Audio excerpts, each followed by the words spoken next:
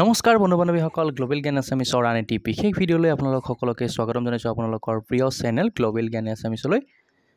এতিয়া কথা হ'ল যে আপোনালোকৰ SCITৰ আণ্ডাৰত DLEDৰ এন্ট্ৰেন্স এক্সাম হ'বলৈ গৈ আছে। সেয়া এক্সাম আপোনালোকৰ 13 তাৰিখ অৰ্থাৎ হাতত আমাৰ মাজত সময় একেবাৰে নাই। 13 তাৰিখে এক্সাম হ'ব আৰু 28 তাৰিখে আমাৰ কি ৰিজাল্টটো দি দিব, খুব জলদি ৰিজাল্ট দি দিব। চলিত মাহৰে 23 তাৰিখে আপোনালোকৰ এক্সাম 13 তাৰিখে এক্সাম হ'ব আৰু 28 তাৰিখে খুব কম দিনৰ ভিতৰতে আপোনালোকৰ ৰিজাল্টটো কিন্তু দি দিব, ঠিক আছে। সো আমি কেইটামান মোস্ট ইম্পৰ্টেণ্ট বা most expected previous year question answer লৈ আনিছোঁ। সো প্ৰশ্নকেইটা আমি সময় নষ্ট নকৰোঁ, ডাইৰেক্ট আমি প্ৰশ্নৰ মাজলৈ যাওঁ আৰু লগতে এটা কাম কৰক, আপোনালোকে নিজেও কিছু উত্তৰ দিবলৈ যত্ন কৰক। আৰু ইয়াৰ আগতে আমি DLED এন্ট্ৰেন্স ৰিলেটেড কেইবাটাও ভিডিঅ' বনাইছোঁ। আমি এটা প্লেলিষ্ট এড কৰি দিম, তাত গৈ আপোনালোকে DLED বা পেইড মানে কোৰ্চটোত কিমান ফিজ হয় বা কি বহুত কুৱেশ্যন থাকে যেতিয়া এন্ট্ৰেন্স দিব বা এন্ট্ৰেন্স পাছ কৰিব গোটেই প্ৰচেছটো। সো সেই গোটেইখিনি প্ৰচেছ মানে কি মনত থকা প্ৰতিটো প্ৰশ্নই আমি সেই প্লেলিষ্টটোত গ'লে কিন্তু ভিডিঅ'সমূহ চালে আপোনালোকে পাই যাব। সো প্ৰথমটো প্ৰশ্ন হৈছে বৈদ্যুতিক কাৰ্যৰ একক কি? সো বৈদ্যুতিক কাৰ্যৰ একক হৈছে আমাৰ জুল। সো অপশ্যন ডিটো আমাৰ শুদ্ধ, বৈদ্যুতিক কাৰ্যৰ একক হৈছে জুল।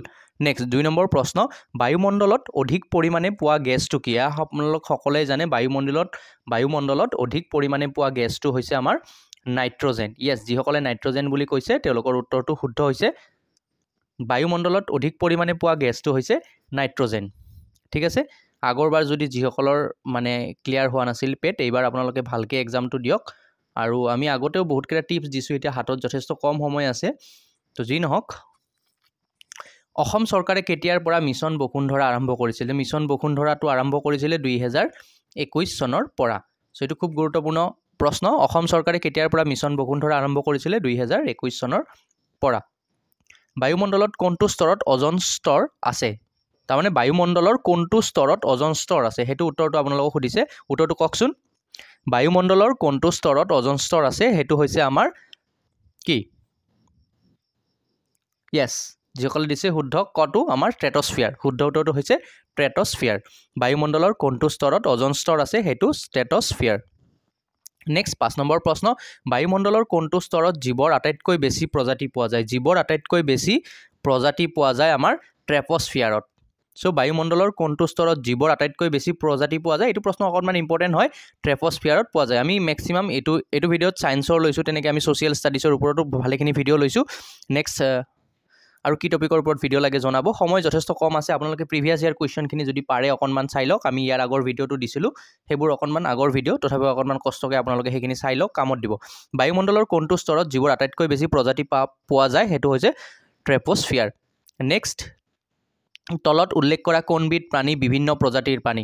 এতিয়া তলত উল্লেখ কৰা কোনবিধ প্ৰাণী বিপন্ন প্ৰজাতিৰ প্ৰাণী? ইয়াতে বিপন্ন বুলি সুধিছে, গতিকে বিপন্ন প্ৰজাতিৰ প্ৰাণী হ'ব আমাৰ সোণালী বান্দৰ, ঠিক আছে। চ' অপশ্যনসমূহৰ ভিতৰত সোণালী বান্দৰটো হৈছে আমাৰ বিপন্ন প্ৰজাতিৰ প্ৰাণী। তলত উল্লেখ কৰা কোনবিধ প্ৰাণী বিপন্ন প্ৰজাতিৰ? সেয়া হৈছে আমাৰ সোণালী বান্দৰ, ঠিক আছে। আৰু আপোনালোকে ৰাস্তাই ঘাটে আগতে দেখিবলৈ পাইছিলোঁ হাইৱেত বিভিন্ন ঠাইত, এতিয়া কিন্তু খুব কম ৰেয়াৰলি আচলতে দেখা পাওঁ সোণালী বান্দৰটো।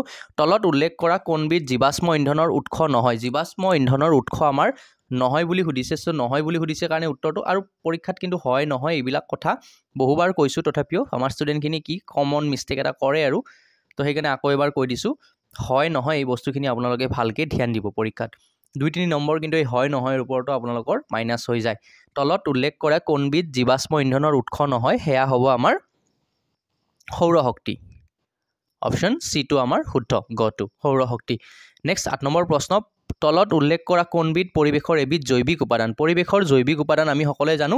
ইয়াতে চাওক বনজ সম্পদ আছে, গতিকে জৈৱিক উপাদান জীৱ আছে, বনজ সম্পদখিনি আমাৰ হ'ব।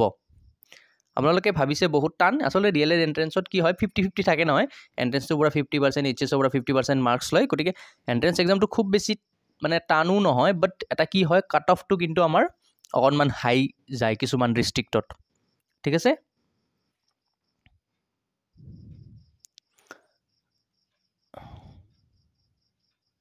আৰু ইয়াৰ আগৰবাৰ আমাৰ ভিউৱাৰ্ছ এগৰাকীয়ে টপ কৰিছিলে এই এণ্ট্ৰেন্স এক্সামত, আমাৰে মানে ভিডিঅ' ভিউৱাৰ্ছ এগৰাকীয়ে, তেখেতে কামৰূপ জিলাৰ ভিতৰত মেবি প্ৰথম প্ৰথম হৈছিলে তেখেতে।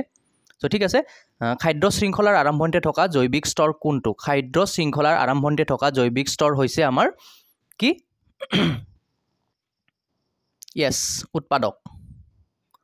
গতিকে ভিডিঅ'সমূহ এতিয়া ধৰক পৰীক্ষাৰ আগতে বহুতে ভিডিঅ' চাই আছে আৰু কিছুমান কথা ক'ব লগা হয় ভিডিঅ'ত, বহুতে ভাবে ভিডিঅ'ত কিয় এইবোৰ কৈ আছে, বাট কিছুমান কি হয় ভিউৱাৰ্ছখিনি নতুন, হয়তো এনেকুৱা ষ্টুডেণ্ট আছে যিসকলে প্ৰথমবাৰ আমাৰ ভিডিঅ' চাই আছে। চ' গতিকে অকণমান কথাখিনি বুজাই দিব লগা হয় সিহঁতক। খাদ্য শৃংখলাৰ আৰম্ভণিতে থকা জৈৱিক স্তৰ কোনটো? সেইটো হৈছে উৎপাদক। তলত উল্লেখ কৰা কোনবিধ এবিধ অপৰম্পৰাগত শক্তিৰ উৎস নহয়? ইয়াতে চাওক নহয় বুলি কৈছে আকৌ এবাৰ। চ' হয় বুলি কৈ আমি পটাককৈ কিবা এটা দি থৈ দিম, কিন্তু ইয়াতে নহয় বুলি সুধিছে, ঠিক আছে? তো নহয় বুলি কোৱাৰ লগে লগে আমাৰ উত্তৰটো কি হ'ব? বিদ্যুৎ শক্তি। চ' প্ৰশ্নটো আকৌ এবাৰ পঢ়ি দিছোঁ। তলত উল্লেখ কৰা কোনবিধ এবিধ অপৰম্পৰাগত শক্তিৰ উৎস নহয়? গতিকে বিদ্যুৎ শক্তি কি হয়? অপৰম্পৰাগত শক্তিৰ উৎস নহয়। অ'কে, নেক্সট 11 নম্বৰ প্ৰশ্ন। বায়ুৰ আৰ্দ্ৰতা জোখা সঁজুলিটোৰ নাম হৈছে আমাৰ হাইগ্ৰমিটাৰ। এইটো আপোনালোকে জানে। অপশ্যনটো এনেকুৱা ধৰণৰ প্ৰশ্নত অপশ্যনবোৰ আচলতে পঢ়িও দিব নালাগে আমি। বায়ুৰ আৰ্দ্ৰতা জোখা সঁজুলিটো হৈছে আমাৰ কি? হাইগ্ৰমিটাৰ। য়েছ, অপশ্যন বিটো যিসকলে দিছে শুদ্ধ। এতিয়ালৈকে আপোনালোকৰ কেইটা উত্তৰ শুদ্ধ হ'ল আৰু অসমৰ কোনখন ডিষ্ট্ৰিক্টৰ পৰা বাৰু আপোনালোকে আমাৰ ভিডিঅ'টো চাই আছে সেই কথাখিনি জনাবচোন। মানে আমি জাষ্ট এটা আইডিয়া পাওঁ আৰু লগতে এটা খুব আমিও ভিডিঅ' প্ৰস্তুত কৰোঁ। চ' ইউটিউবত আপোনালোকে জানে আৰ্নিঙৰ নামত প্ৰায় একোৱেই নাহে। চ' অকণমান মটিভেশ্যন পোৱা যায় আৰু আপোনালোকৰ সফলতাবোৰ যেতিয়া কমেণ্ট বাকচত কমেণ্ট কৰে তেতিয়া আমাৰ জাষ্ট ভাল লাগে আৰু সেই ভাল লগাখিনিৰ বাবেই ইমান উৎসাহেৰে ইমানখিনি আগুৱাই আহিছোঁ। চ' বায়ুৰ আৰ্দ্ৰতা জোখা সঁজুলিবিধৰ নাম হ'ল আমাৰ হাইগ্ৰমিটাৰ। অসমৰ কোনখন ডিষ্ট্ৰিক্টৰ পৰা আপোনালোকে আমাৰ ভিডিঅ'টো চাই আছে সেয়া জনাবলৈ নাপাহৰিব।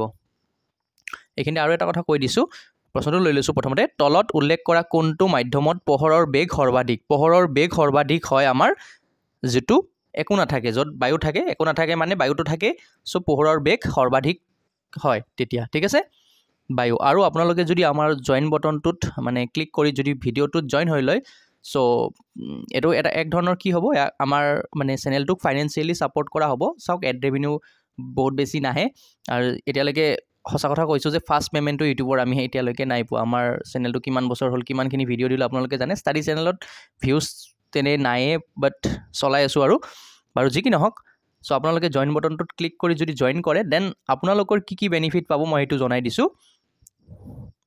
চ' এই ভিডিঅ'সমূহ আমি যেতিয়া বনাই আছোঁ, এতিয়া ধৰক পৰীক্ষা আপোনালোকৰ 13 তাৰিখ, মূৰামূৰি সময়ত আপোনালোকে ভিডিঅ'টো চাব লাগে। যদি জইন বটনত ক্লিক কৰে তেতিয়া উইদাউট এড মানে ভিডিঅ'টো চাব পাৰিব, কোনো ধৰণৰ এড নাহে। আৰু ভিডিঅ'টো যেতিয়ালৈকে আপলোড হ'ব তাৰ 15 দিন, 10 দিন, এসপ্তাহ, কেতিয়াবা 1 মাহ আগতেও আপোনালোকে ভিডিঅ'সমূহ চাব পাৰিব।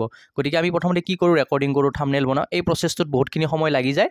চ' সেই সময়খিনি যদি আপোনালোকে ভাবে আৰু লগতে PDF-টো, এই কুৱেশ্যন পেপাৰৰ যিখিনি পেইড PDF বা কুৱেশ্যন পেপাৰ য'ৰ পৰা আমি সংগ্ৰহ কৰি বনাওঁ, সেই গোটেইখিনি মেটেৰিয়েল আপোনালোকে জইন বটনত ক্লিক কৰাৰ পিছতহে সেইখিনি আপোনালোকে লাভ কৰিব। এয়া জাষ্ট কৈ দিছোঁ, এনেকুৱা নহয় যে বাধ্যতামূলক আপোনাৰ হাতত পইচা নাই জবৰদস্তি ল'বই লাগিব, তেনেকুৱা একো নাই।